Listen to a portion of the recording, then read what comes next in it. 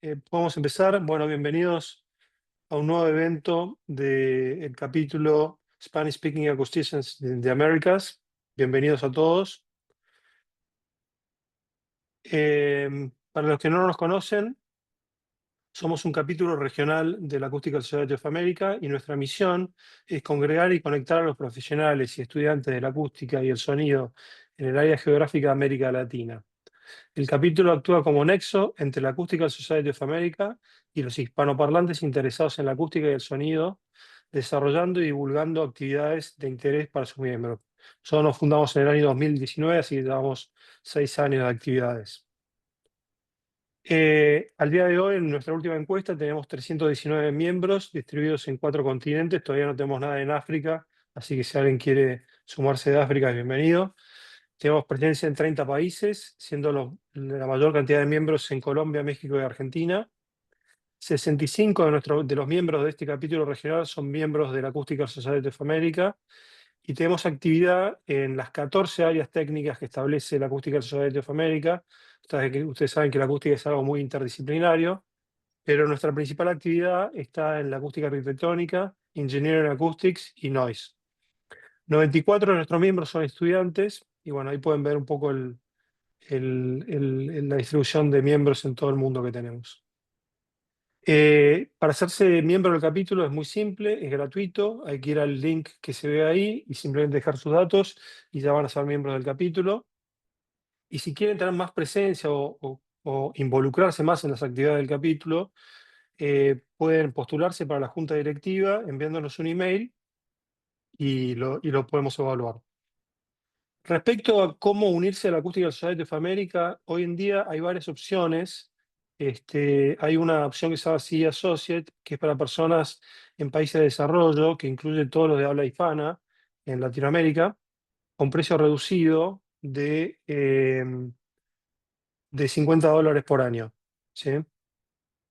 Después, la categoría Student o estudiante es una categoría especial para estudiantes, que es el precio de $50 por año.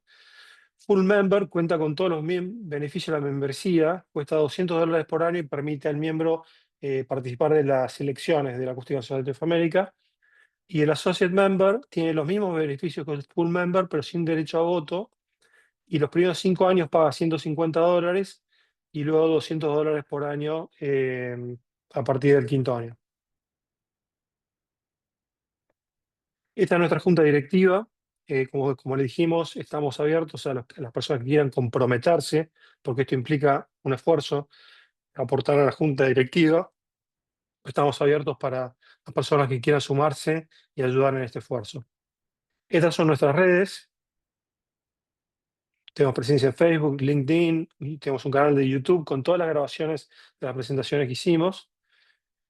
Wow, y ahora vamos a pasar a la presentación del día de hoy. Today, we have a very interesting presentation called The Past Has Years, Virtual Reconstructions for Research and Public Outreach. Today's presenter is Brian Katz. Brian is a research director at the National Center for Scientific Research in France at the Sorbonne Université Institut Jean-Laurent d'Alembert in the group Lutheries, Acoustics and Music. His fields of interest include 3D audio rendering and perception, room acoustics, human-computer interaction, and virtual reality. He has a background in physics and philosophy. He obtained his PhD in acoustics from Penn State in 1998, and his habilitation to supervise research in engineering sciences from la Université Sorbonne, campus Pierre Marie Curie, in 2011. Before joining the National Center of Scientific Research in France, he worked in various acoustic consulting firms, including Artec Consultants, Arab & Partners, and Cal Acoustics. He has also worked at the Laboratoire d'Acoustique Musicale, DERCAM, and the Informatics Laboratory for Mechanics and Engineering Sciences of the National Center of Scientific Research in France. So without further ado, I leave you with this great presenter we have today, and enjoy the presentation. Thank you, Fernando, and thank you for inviting me, and thank you all for coming. Let me try now to share my screen. The audio should work. And we go. I'm going to assume it's going to work unless somebody says otherwise.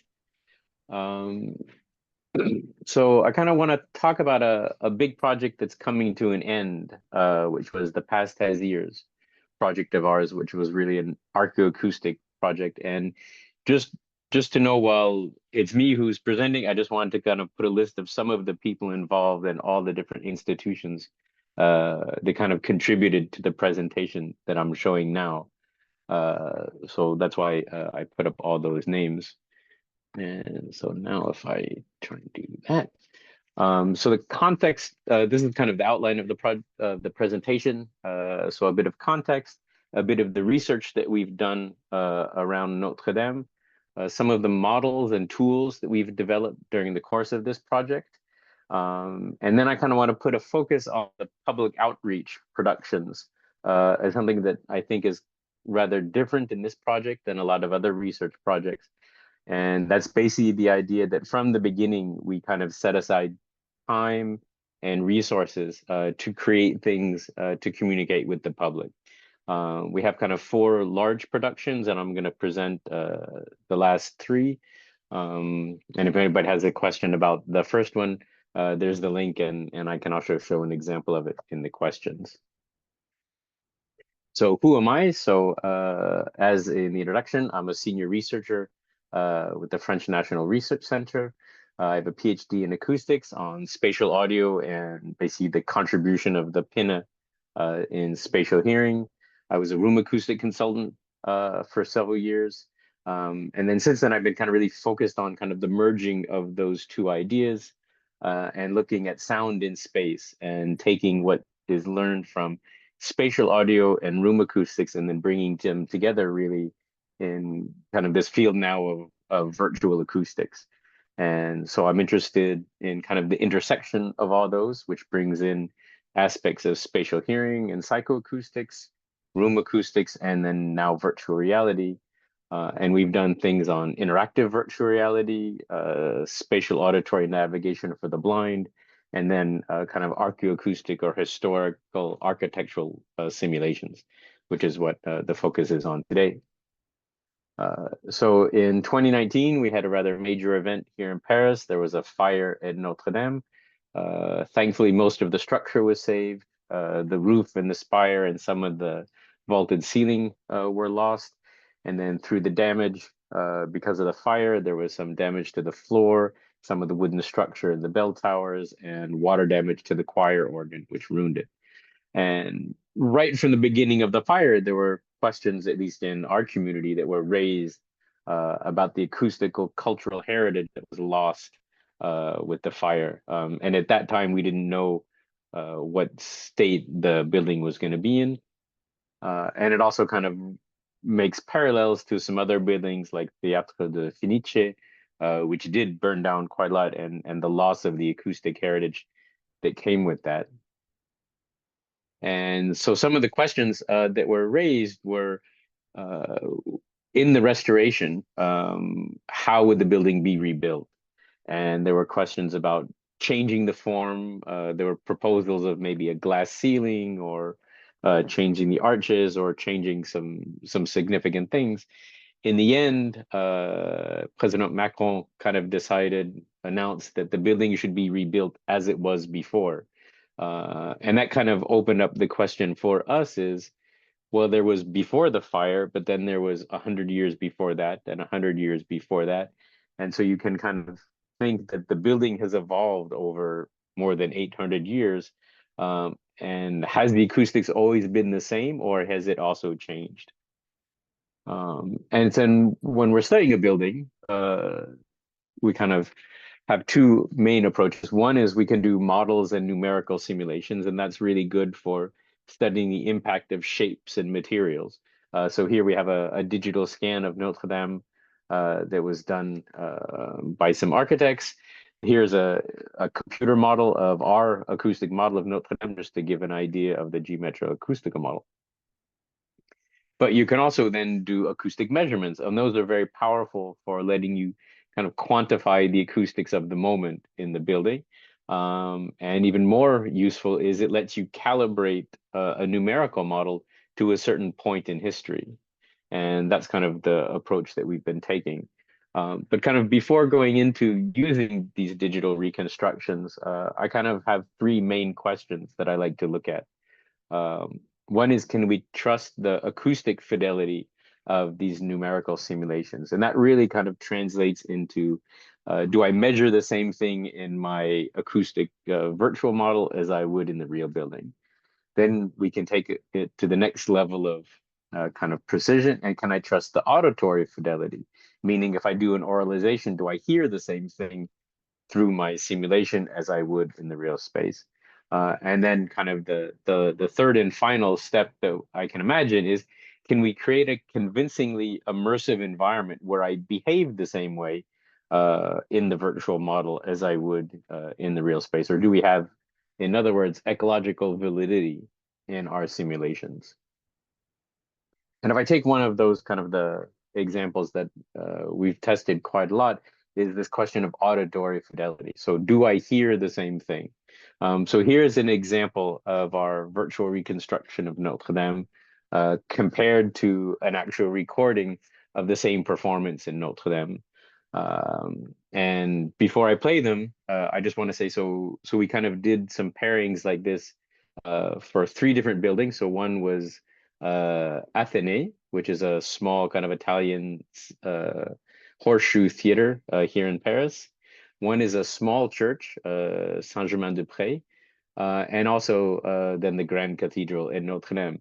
And we did this kind of comparison between measured and simulated fidelity and played it to a whole number of people who then rated on a number of parameters, perceptual parameters, where's there big differences or biases between the two.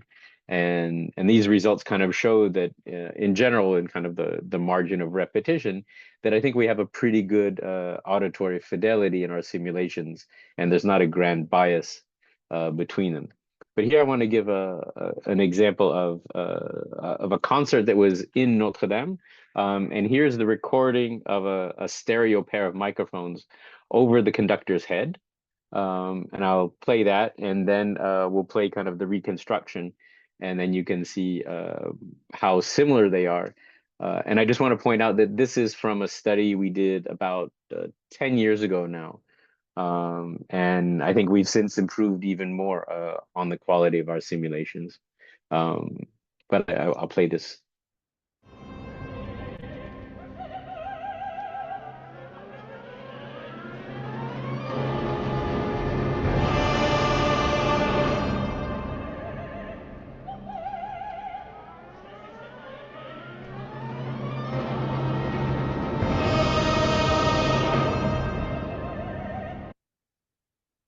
Oh, sorry about that. But yeah, let me now play. Oops. I think they're both playing now. Very sorry. So now let me play the simulation.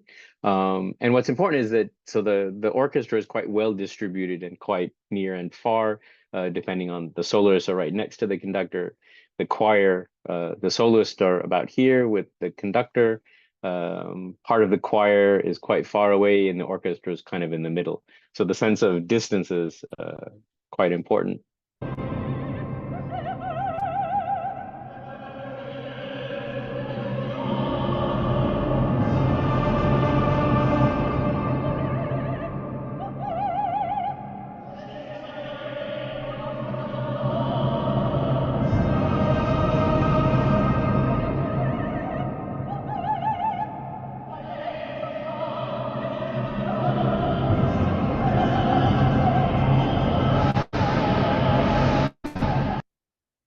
That kind of gives an example of what we can do from some close mic recordings on the orchestra that were then re-injected into the computer simulation.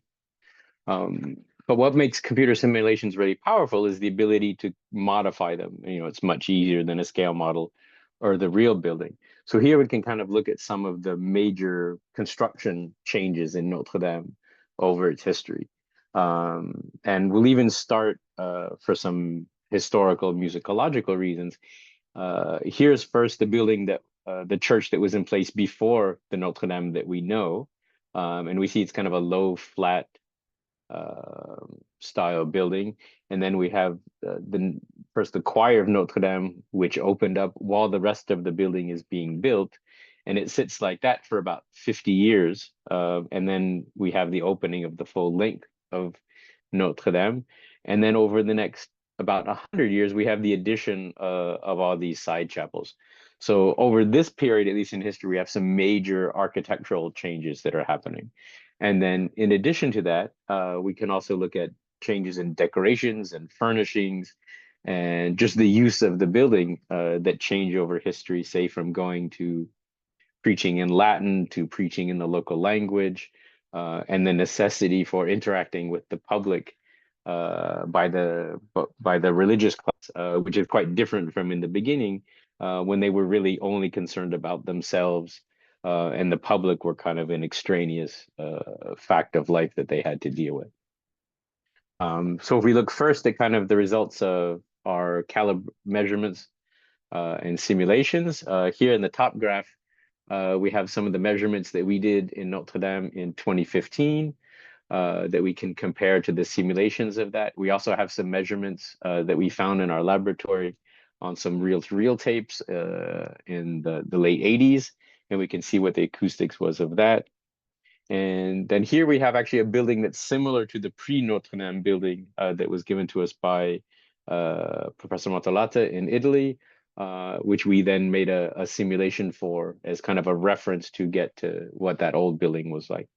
And then here in the lower graph, we have some simulations of how we kind of predict the acoustics changing in those major architectural periods. So the first, the green is kind of an extrapolation of this Saint Sabina building to match the geometrical size of what was before Notre Dame. So it was a bit longer and a bit wider. And so that was kind of adapted, and that's why they're different. And then we have the early Notre Dame of just the choir, and then the opening of the full length. And then we have the addition of all the side chapels. And then I just kind of put the measurements in as a point of reference there. And so here we can see there's quite a big change in reverberation time over that history. And so what have we done with these, for example, research-wise? So we've been looking in terms of musicological research of how, with the evolution or the emergence of polyphony coming out of Gregorian chant and monophonic music, is also happening kind of roughly at the same time as Notre Dame is getting built and being bigger. So some of the questions we had were, is there certain styles of chant, or was polyphony able to emerge because of the specific acoustics at Notre Dame and the evolving acoustics? And so the way we kind of looked at that was we had some professional singers who specialize in that period of music sing live in virtual organizations of different versions of Notre Dame, and the idea was to see from their point of view, was there's some architectures that they found easier to sing in versus others, and then you can also take it from the audience point of view and kind of judge, was that music, did it sound better in some architectures versus others? So here I can give a small clip of what that sounded like. So this is 4 singers in the anechoic room all together, using kind of a 4-person oralization system that we've built. Each one of them has an individual binaural recording of the room acoustics coming from each singer, and they're using very open headphones so that their direct communication, the direct sound, is purely natural. So we're not oralizing the direct sound, we're only oralizing the room acoustics, but each one individually and relative to how they're standing, kind of their configuration.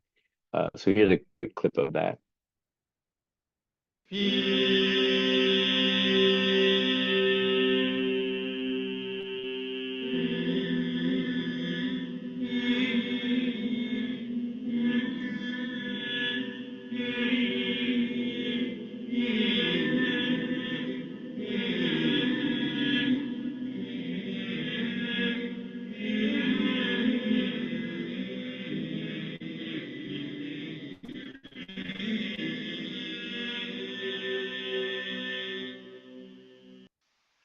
Oops. I have kind of the impression that Zoom may be kind of auto doing some dynamics. So I think the quality of that wasn't as good as we're used to.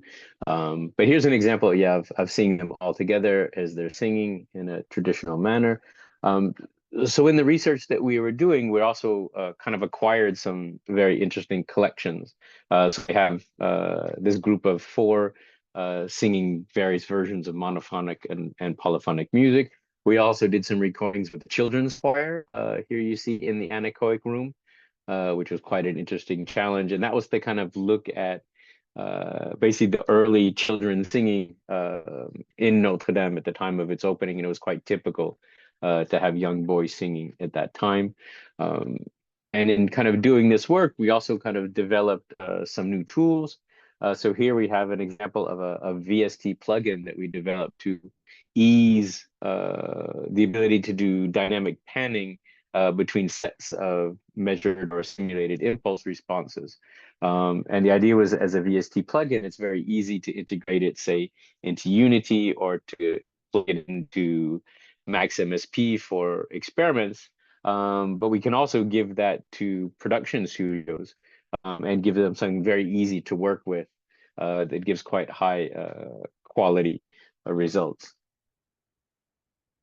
So kind of following a number of these research actions, more of which I can explain in the questions if anybody's interested. The idea was really to how to share the results of this research with the general public. And we kind of consider Notre Dame as a high profile project, and it kind of really merits this kind of communication. And so we can say, well, conferences, scientific conferences are quite engaging, but you're kind of limited to the people who are there at the time. And usually you have quite bad audio conditions in a conference situation. Journal publications are good for the scientific results, but again, pointed to a very highly specialist audience and not really a way to communicate with the public. So we wanted to look at new ways of sharing research with the general public. And we wanted to bring in some professionals that know what they're doing, as opposed to just us trying it ad hoc. So the idea was that we, as a research team, would identify some key scientific results that were coming out of our research that we wanted to communicate. Um, we wanted to make sure that whatever we did had good spatial audio integration, so we could really do immersive, uh, use all of our immersive audio in the simulations, 3D. Um, and so then we invited some content creators to kind of develop scenarios and concepts, giving them a lot of artistic freedom under the constraints that they talked about those scientific results that we mentioned, either directly or indirectly. And then each of these productions should also have kind of a behind the scenes information for anyone who wants more information, usually like in the form of a website. We also should have links for people who want to go on to the research and find out really a lot more. We wanted to make it at least bilingual, each one. So we're looking at French and English versions as a minimum. And then it also should be freely available because this is coming out of public research money. So the first of these was a radio fiction or a binaural podcast. And the idea was to kind of take those research results and weave them into an entertaining story. We wanted to limit the technical details, but just provide something engaging. And if anybody wanted more information, they could click on the links. And really wanted to focus on the immersion and the engagement and the storytelling. Just make something kind of fun to listen to and easily available. We were also able to, in addition to just the technical research results, provide the production team with all of the recordings that we made and all the simulations and those processing tools so they could create with those. And again, we gave them, I wouldn't say 100% artistic liberty. I would say about 95% liberty in story writing, though we could come in and modify things and reject some proposals. And the result of that is something titled Looking for Notre Dame. And they basically came up with this idea of a story around Victor Hugo, who is writing um, his novel on Notre Dame. and he's kind of having writer's block. And so he gets visited by a muse who kind of helps him explore Notre Dame's past and the history and kind of moving him through time. He has a number of interactions with people in Notre Dame. And the idea is that any scene that's happening inside Notre Dame is a binaural audio renderings using our computer simulations. So it's a very immersive experience. It's cut into 4 episodes of about 15 minutes. We got quite lucky and we got the support of Audible Research and Development on this. And the conditions are that it's freely available on Audible for anyone who wants to listen to it. There's a QR code that'll take it to the webpage, and you can either listen to it through Audible or also on the project's webpage directly. There's a web streamer. So I'll just play kind of a bit of the introduction of that so you can hear hopefully how it sounds, but I'm hearing a lot of distortion, so I may cut it short. I thought about my editor, who had sought me out in the darkness of Notre Dame, where I prowled from morning to night to escape my desk. 1,000-franc penalty per week for overdue work. That's what you're in for, Hugo, if you don't give me that manuscript. 1,000! And this story that's resisting you, what will it be called? Notre Dame de Paris. February the 1st, young man. Not a day later. You have 5 months left. I sometimes think my big forehead holds a huge machine with cogs, wheels, pulleys, winches and gears. A machine for building stories and traveling through time. And Notre Dame de Paris occupied it all. A symphony. All the sounds of the cathedral from the earliest times. Each wave of time contributes its layer. Each generation deposits theirs on the monument. Each individual brings their stone. Thus do the beavers, thus do the bees, thus do men.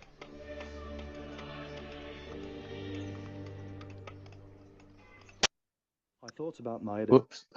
Yeah, so just to kind of finish on that. So there's for example, we had a historian who's interested in historical soundscapes and tried to basically recreate the sonic environment of the construction site in the 1200s, and went and recorded equivalent instruments and artisans and tools to recreate kind of a really immersive environment.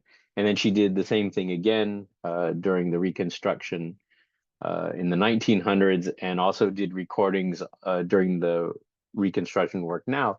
So to kind of create 3 versions of what construction sites around the cathedral sounded like through history. So the second production we did was more an audio immersive guide, and the idea was that while the first one was interesting, we felt it lacked enough of the content communication relative to what we wanted. So this was more of a museum style audio guide, but the idea was that it could be on your smartphone, and you could either walk around the cathedral listening to different pieces that were happening inside the cathedral, but it can also work remotely at home. Again, it's a layperson level presentation of history and the research, with elements of the general history of Notre Dame, but also kind of aspects of the sonic history. So there's pieces about the bells, the choirs, the organ, in addition to also some general aspects. Again, it's binaural and immersive, and again, it's freely available, and we gave them a lot of liberty and the same tools and audio content. And the result was what's called Notre Dame Whispers. So there's a QR code for it. Right now, it's a binaural, fixed head binaural version. We're looking to see if we can do a head tracked ambisonics version, but that has some other issues. It's available freely on Android and iOS. And this time we were able to add a 3rd language. So we have English, French, and Spanish. And one of the advantages of doing this as an app is that if there's anything that we want to change or modify, it's quite easy to do updates to the app. And that's instantly shared to any current or new users. So here I can play a bit of the introduction just to give you an idea. But the idea is that throughout the experience, we have this rose window, and each one of the little stained glass windows is an audio piece that you can listen to on different subjects. There's about an hour of content, plus for those who are really interested, there's about 2 hours of interviews with the researchers that were involved and some of the people that were involved in the reconstruction. So here's just an intro of it. Hello. I apologize for my current state. I'm aware that I don't look my best covered in scaffolding like a cloak. You see, I'm still in the process of recovery. They call it under restoration. Experts are attending to me diligently. They are observing, studying, and repairing me. Soon I'll open my doors to you again, and the fire that scarred my flesh will be nothing but a distant memory. I've heard that you are in search of beautiful stories. That's perfect. As the old lady that I am, I have plenty to share. 9 centuries of memories offer numerous possibilities. But where to begin? I know. How about taking a little stroll? I suggest we tour the property and pause from time to time to observe me. You'll see, these privileged viewpoints have the power to bring forth my memories, my most vibrant memories, the ones that can be heard. Let's dive together into the echoes of my past. Let's listen to the music of my pipe organs, the songs of the greatest artists, the whispered prayers, the rhythms of my builder's tools, and the ringing of my bells. Oh, I'm already looking forward to it. So, if you'd like, let's start by settling down on the party, on the stands, for example, and let's go back to the very beginning of my story. So the third and kind of final major production that we've been looking at, we wanted to focus on the musical history of Notre Dame and kind of how it parallels the architectural evolutions and the impact between the acoustics and the music, and also the different functions that have happened in the cathedral. It's not just a place for religious worship. There's been a lot of things that have happened in Notre Dame, and we wanted to kind of highlight the major aspects of that evolution. But the idea was to really focus on it more of as a concert experience. And so to kind of pair that with maybe some presentations, like sometimes you would have at a concert where the conductor will explain a little about the piece that's about to happening. The idea was between each musical piece, maybe there's a minute or so of explanation of either the historical meaning of the composition or the composer or the state of the architecture or even the state of politics, if that may have some relevance in what's being shown. So the result of that is vaulted harmonies. So it's an 11 pieces of music spanning 8 centuries, comprising both liturgical elements and secular elements, a number of different organ pieces also to match the evolution of the organ as it changed in both position and size in the cathedral. And each performance was recorded either ideally in the anechoic room, like we did prior, with small groups of musicians, or on a large sound stage, or with the organ, with multiple microphones placed inside the organ buffet, and then all rendered into the acoustics of the moment through those digital simulations. Everything is done in third order ambisonics, and then that can be decoded depending on the way that it wants to be presented, either in binaural or Atmos or 5.1 or 10.2 or whatever the case may be. So in parallel to all of the acoustic aspects, we have a visual model that was built by some architects specializing in historical monuments that was then further developed by an animation company. that went and also added animation of the performers.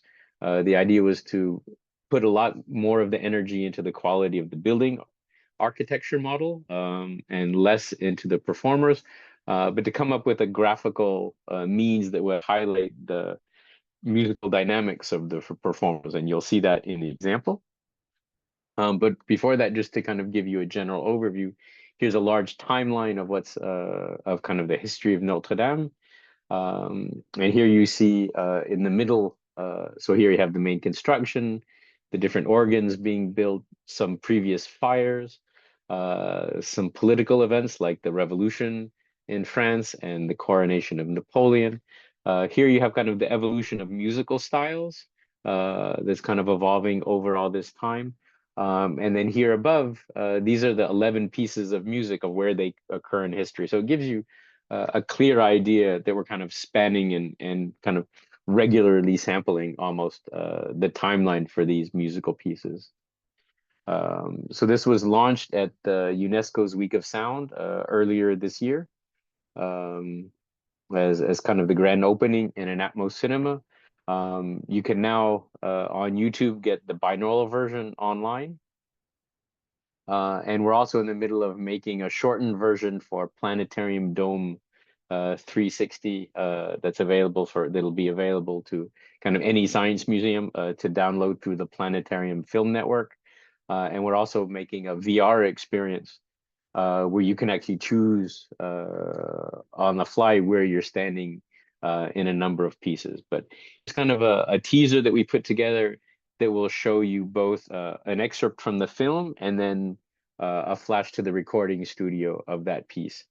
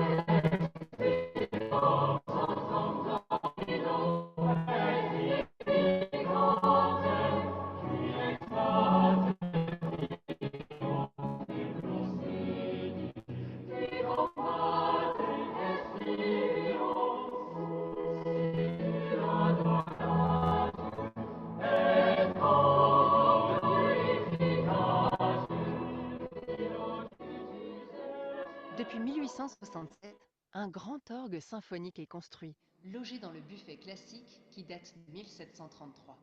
It is about 12 meters wide and features 86 knobs, 5 keyboards with 56 notes each, and a 30-note pedal board, along with 20 accessory pedals.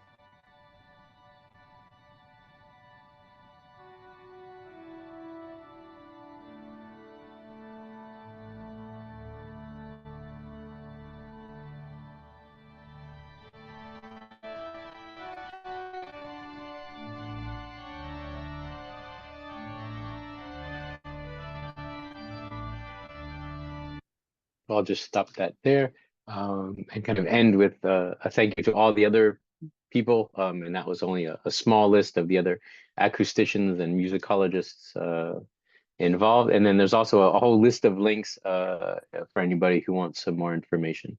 But I think I'll stop there and leave it to any questions that anybody may have.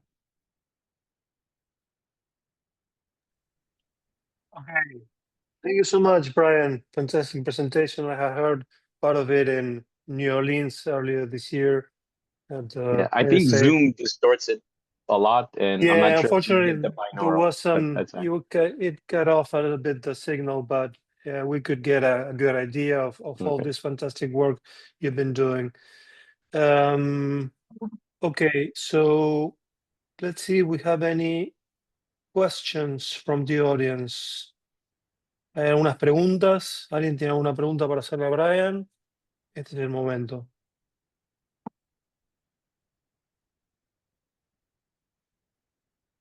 nothing. Time it's Q&A, no questions.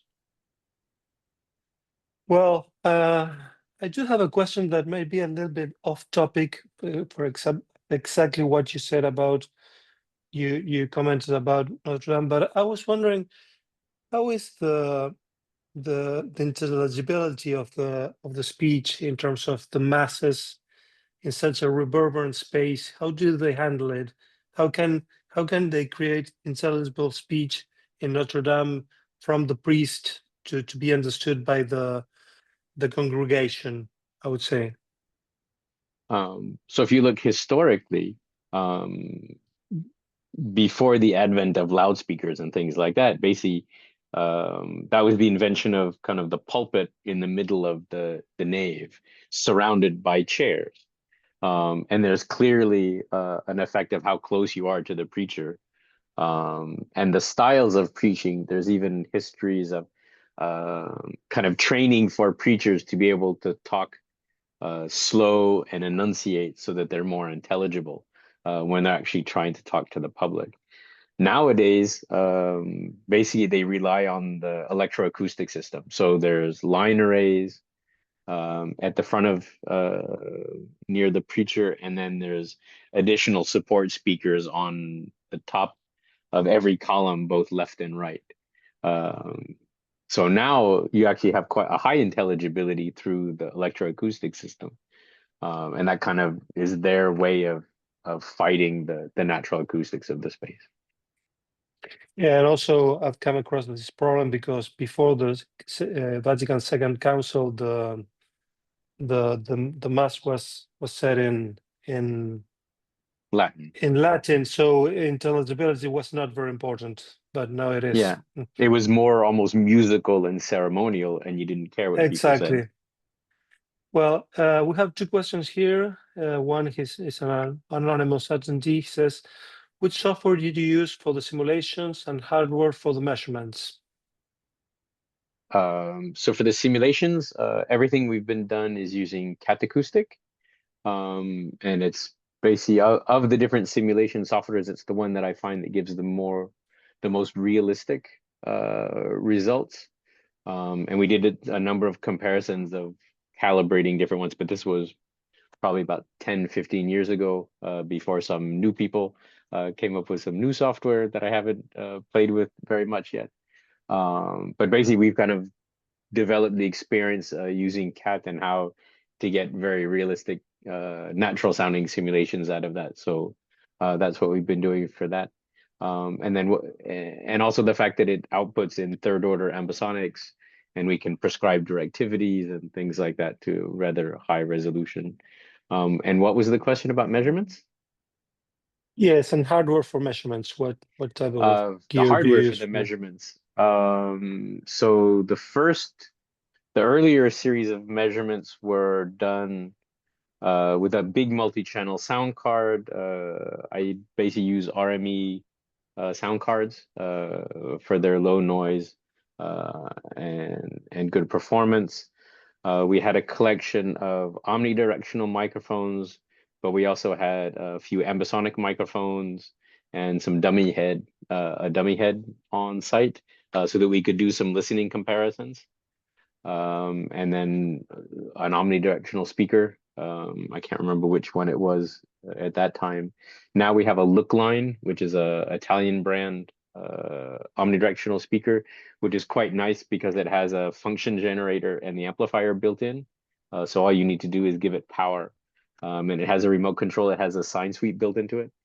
And then in the latest measurements, we've gone to a totally distributed system. So we have Zoom F8 recorders, Zoom H3 ambisonic recorders, all synchronized with a Bluetooth timecode. And then basically everything is combined back in the lab. But it means we don't have to worry about cabling anymore. And it's made things infinitely easier to set up and to move around. Okay, we have another question from Hector Garcia Majan. He says, I would like to know if using the recorded audio in an anechoic chamber would improve the historical render, or if a good recording, good recording studio is enough. Let me rephrase it a little bit.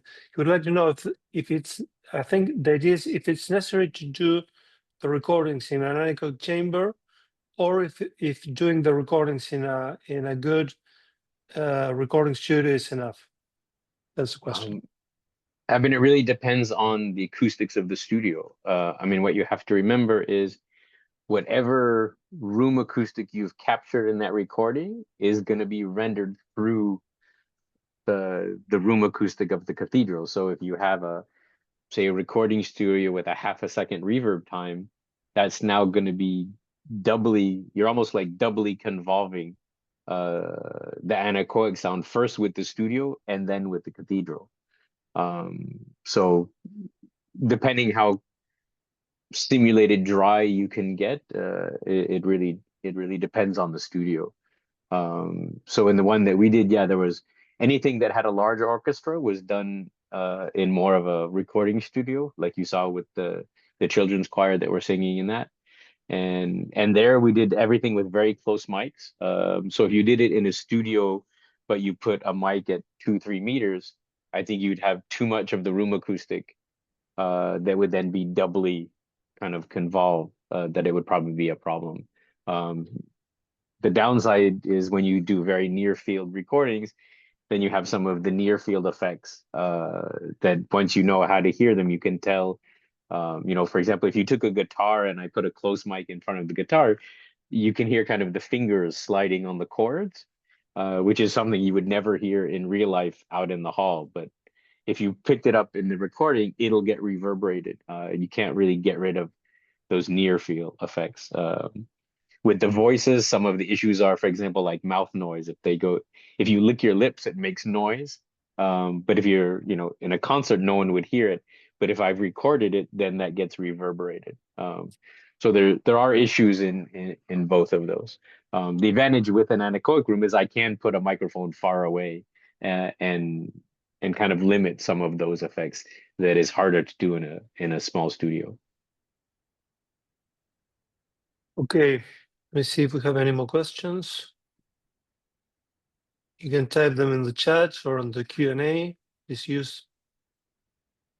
have any doubts or any clarifications or unanswered questions that you would like to ask Brian, this is the moment. Do that. Anything else? Well, I recorded I scanned all the QR codes with my phone, and I have all the links, so I'll sure to check them out. Seem to be very interesting to listen to. And well, I don't know if there are no more questions. Thank you all. There is one more. Mateo Gabriel Castro Diaz. He asks if there were another churches were studied with similar practices. If you have, Yeah, I mean, we did some work in a smaller church in Paris, kind of as a rehearsal of the method. And I know there's been a number of other researchers that have done, at least in the acoustic study of some churches. I don't think to the degree that we were able to look through the history and do so many simulations and such a big study, I don't think anybody's done it to that extent. And that's really the benefit of having, I think we like a very big research funds that we were able to get to study Notre Dame. But now I think we have kind of a proof of concept of what's possible and what's necessary, and hoping now that people can do it in a lot of other buildings. we have another question, Brian, from Carlos Aulestesia. How can the room acoustic information be used in a practical way to preserve the acoustic response as a part of the heritage of such buildings? Do you want to read it again? No, I think I got it. So for example, right now in Europe, there's the Europeana, which is kind of a cultural heritage collection that brings together researchers and museums. And up until now, they've been very focused on tangible heritage. And now we've made a working group on intangible heritage and the acoustics. And the idea is that we can now kind of encourage documenting places with important acoustics to make those recordings and measurements available, for historical posterity and also for researchers. So I think there's more and more push to do that. I know after the fire of the Teatro de Fenice, Italy had quite a big project with Angelo Farina, who died earlier this year. And they went and measured, I think the idea was to try to measure every Italian theater in Italy, to have kind of that documented acoustic heritage. And I know there's been some other projects on concert halls across Europe and things like that. So I think there's more and more push now to document it. So in the case of some kind of disaster, you know what it was like. But it also gives us some kind of working information then to go into other points in history and to learn a bit more. I think, did that answer the question? I kind of lost track of what my answer was. Yeah, thanks, he says. Any other questions?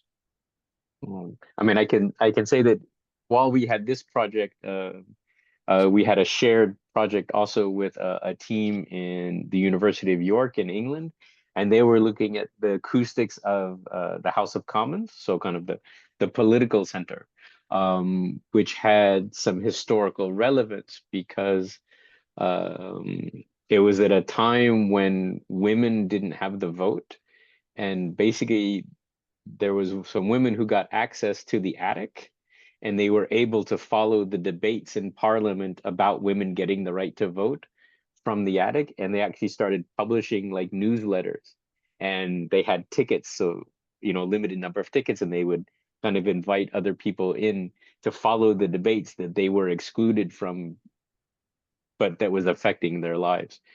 So they did a lot of work on reconstructing a virtual version of that, that I think is in the museum exhibition. So you can go and experience how the women of the time were following the political debates. The other place that was being studied in our project was with Angelo Farina in Italy, which was one of the ancient outdoor theaters in Tindari, and trying to recreate the acoustic environment of that. So these kind of tools can be used in a lot of different ways and a lot of different kind of interesting acoustic elements, not just churches.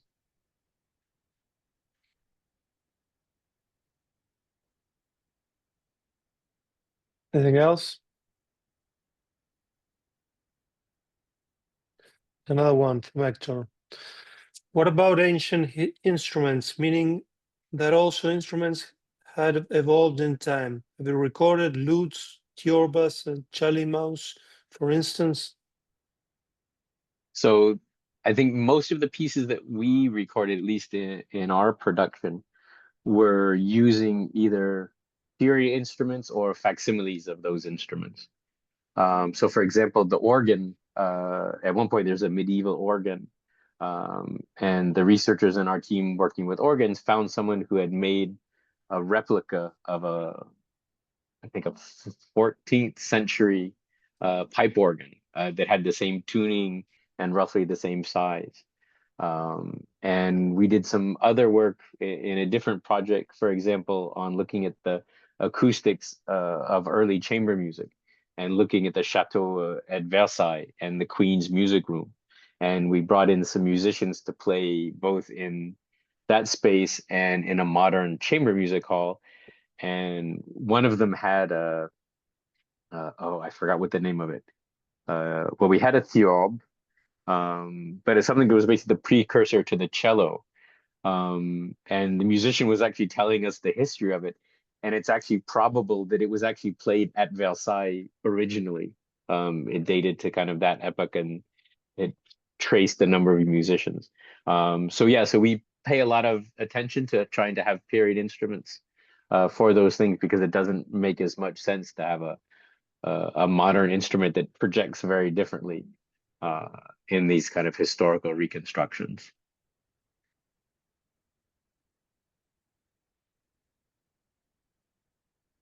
Awesome. Thanks, says Hector. So, I don't know. Anything else?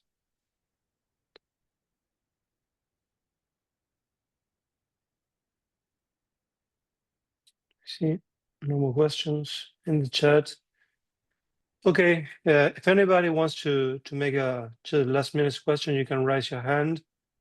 And if nobody raises this, I will thank Brian very much for this great presentation and for sharing all this inspiring work you've been doing with people in other areas of the world where there is not as much development in this kind of things, and it's inspiring to learn about all this work you've done, and perhaps we'll see more things from Latin America in that sense. I'd be very happy to. And I'm sorry we couldn't do this earlier. I know we tried over like a year or so to get the calendars right. And I'm very happy to be here. And hopefully I can figure out a way to come and do it in person one. Okay, well, looking forward to that. Okay, thank you very much, Brian. Bye. Thank you all.